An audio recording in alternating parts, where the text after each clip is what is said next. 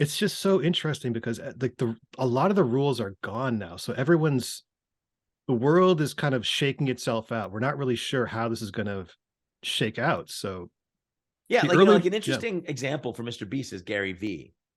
Oh yeah, So, first mover advantage for sure. Yeah, he got in there quick. but he got in there quick. But that, him as a personality, that certainly would have a peak and valley. But what did Yep, he do? He started a speakers bureau. He's got VaynerMedia, yep, which is now just launched in Canada.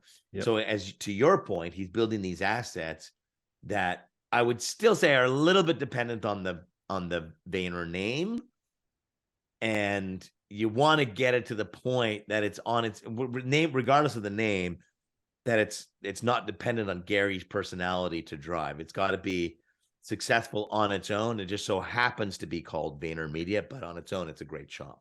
Right, similar to Shark, Blackboard, these other places. Yeah, They have names attached who built it, but you should be able to walk away and sell it at a certain point. So it shouldn't be and so that. this is why I changed from the Tite Group. Do you know Neil Pesrisha, who wrote No, but he the Book sounds of magical. Awesome? It's a great name, Niels. Yeah, he's a great guy. Yeah. He wrote the Book of Awesome, as well as a number of other books. And so Neil's a friend, and we were going somewhere, and but I know Neil from the speaking world, and he was coming by the office. I said, "Why don't you come by the office and we'll leave from here?" I think we we're going to a gig or something, and we were called the Tite Group. And he shows up and he goes, "Oh, it's a fucking thing." I'm like, "What are you talking about?" He's like, "The Tite Group." I'm like, "Yeah, there's like 20 people here. Like, we have clients." And he's like, "Oh, I thought the Tite Group, it was just So you you in your basement doing your in your own thing. in like Yeah. some shared workspace," because that's what most speakers do. Mhm. Is it's a whatever their name is incorporated. Right, right. And he goes, "You're doing yourself a disservice." Yeah. And I'm like, "What are you talking about?" Because I always thought, "Oh, I need to connect Ron Tite, the speaker, to the thing that I own," Mhm. and so that's why I called it the Tite Group. And he's like, "No, no, no, no, no, no. You're doing yourself a disservice. You need to call it something else, both as a speaker and as the agency. It has to live beyond you." Yeah. And that's when we called it Church and State. It That sounds was the beginning of it. yeah, it sounds more impressive when it's a different name as well for some reason. So yeah, I do think he's right. Neil Pasricha. Good observations, sir. Yeah, Um, yeah. the Gary V thing though, I watched the internet, I watched social media very closely, and Gary V, I think most of his success came from being the first business guy to really attack social media. But now you've got tons of business, like actual legitimate. I mean, the All In. Have you listened to the All In podcast? No, I don't think so. Oh, it's for Silicon Valley billionaire guys. Like what one guy started was in on eBay. Sorry, not eBay. PayPal with Peter Yeah, Thiel, and then he eventually became a billionaire by creating this social network called Yammer, which was a social network for they sold to corporations. Microsoft, and Yeah, yeah, yeah, yeah. yeah, And yeah, then, yeah, yeah, but yeah. all four of these guys are like legitimate Silicon Valley billionaires, and now they're doing content. Right. So guys like Gary Vee was a owner of a liquor store, but the reason he became big was because he was in there first. I And don't know that he was first. you don't think so? No, Business wise, I the internet, social media business guy, the hustle guy. no. All There right, were a ton of people before Gary. Chris really? Brogan was before Gary. Mitch Okay. Joel was before Gary. Um, there's a ton of Amber Mack was before Gary. Hmm. All of those people were before Gary. There's a ton of social So, media who were before Gary. All the early Twitter people. so you think it was just Now, his personality that was his yeah, I advantage? think Gary, and I've done a bunch of gigs with Gary.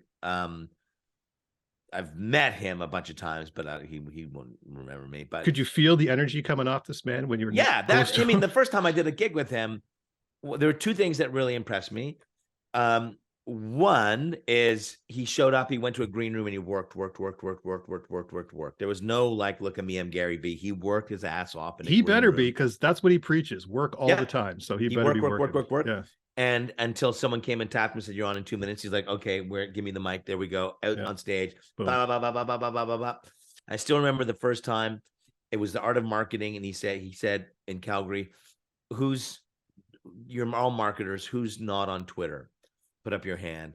And he said, if you're not on Twitter and you're a marketer, you're a fucking moron. So he was the first person to do that. He was the first person to combine a massive personality with a no holds barred approach with direct and passionate arguments. So he packaged it up. The brand of Gary Vee was a really original kind of thing. And then where it really took hold was when he started to invest in stuff, and then it became, oh fuck, this guy knows what he's talking. Like he had the credibility. He had the wine library. He was doing content, and it really kind of helped his business.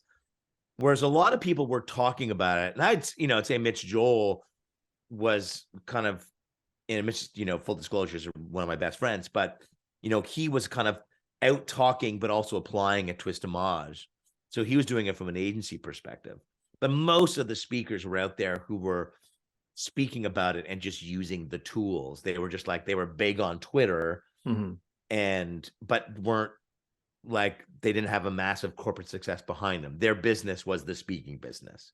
Okay. And there's nothing wrong with that, because that's what certainly there's an element of me that does that, right? Yeah. And they do, and like my good friend Scott Stratton is that, right? Massive on Twitter, has a really sound understanding of all this stuff, but it doesn't want a business, doesn't want to be a consultant, doesn't want any of that shit. He just wants to speak, and he's really, really good at it. Gary was the one that was like, I'm going to do all these other things, and you're going to buy into those other things. To the point that at one point, I remember he took a break from speaking, and he said, I'm not doing it because and my grandfather would kill me if he knew that I was turning down $40,000 for an hour. But I think there's more growth in these other things. And then I think he just found a way to operationalize the personality and all those other things to now both do the speaking, be omnipresent in content by diving in on stuff and having these other avenues. The potential is that it never, and I say this with all due respect to him, because he's killing it, right? And VaynerMedia is a huge agency. Yep. They're never going to be the agency that they're not going to topple Rethink. No. They're just not. No. And Mitch and I were texting the other night. Mitch kind of said he doesn't have to, and he's right. Like he doesn't have to be number one in a market. And that was Mitch's great insight. And he was like, yeah, he can be number 10 in every market and still build the hold co and feed the Gary Vee thing. Yeah, well, the thing with Gary is I don't think it's called VaynerMedia, but I think Gary himself is just he's a businessman, and he's looking for edge. He's looking for somewhere where he can get an edge, and he found social media, I think. Forgive me if I'm mistaken, but it seems like he saw social media as his edge as a businessman. Yeah. And then he thought, okay, what is the logical business extension of what I'm doing? First things first, media, VaynerMedia, advertising, social media agency. And then from there, he has free cash flow. He's like, okay, what's the best use of free cash flow? I'm going to invest in startups, has the highest upside. And I'm a gambler, so why not? If I can be in on the early stages of some of these really hot, so the deployment of capital was the second phase of that. I think the agency created cash flow. He took the cash flow and started deploying it.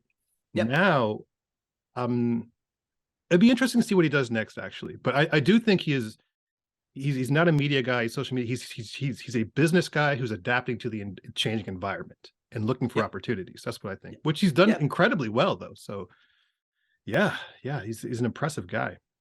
Yeah, it's a really unique model. I mean, where you end up, I think, where you mature as a business person is you're like, that's an impressive model. I have no desire for that model. Don't want that model. Yeah. That's not me. That's not my strength. I know what I do really well. There's no that drives me, what I love to do. And it's not a lot of that. It's kind of like, hey, there are people who are brilliant investment bankers. They're amazing investment. They make a ton of money. They're really happy. Not me. Not me either. Nope.